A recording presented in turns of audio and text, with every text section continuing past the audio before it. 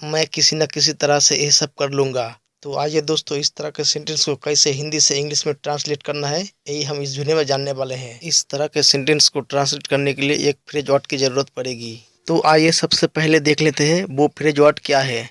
जैसे कि यहाँ पर देख पा रहे हैं, समहाउ और द अदर, इसका मतलब होता है किसी न किसी तरह से, और समहाउ का मतलब होता है किसी तरह से, और इसके साथ और द अदर लगाने से इसका मतलब बन जाता है किसी न किसी तरह से।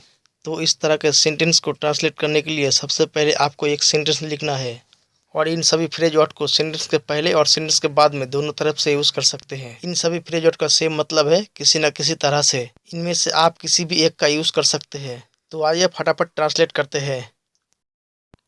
मैं ये सब किसी न किसी तरह से कर लूँगा। I will do it all somehow or the other. मैं किसी न किसी तरह से उसको समझा दूंगा। I will explain it to him somehow or the other. मैं किसी न किसी तरह से पैसों का इंतजाम कर लूँगा। I will arrange money somehow or the other. या फिर इस सेंटेंस को ऐसे बोल सकते हैं, I will arrange money one way or the other. या फिर इस सेंटेंस को ऐसे बोल सकते हैं, I will arrange money one way or another. या फिर इस सेंटेंस को ऐसे बोल सकते हैं, I will arrange money some way or another.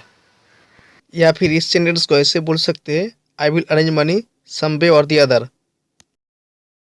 वो किसी न किसी तरह से दिल्ली पहुंच पाया। He could reach Delhi somehow or the other. किसी न किसी तरह से उस दिन मैं तुम्हारे लिए 10 रुपया बचा लिया था। Somehow or the other I save 10 rupees for you that day. Bharat में हर इंसान किसी न किसी तरह से झूठे समाचार देखकर परेशान है। Every person in India is travel by watching fake news one way or the other. या फिर इस सेंटेंस को ऐसे बोल सकते हैं, every person in India is travel by watching fake news some way or another.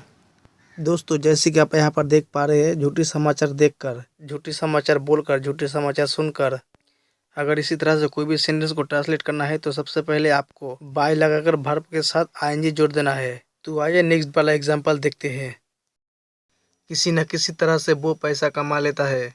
One way or the other he earns money.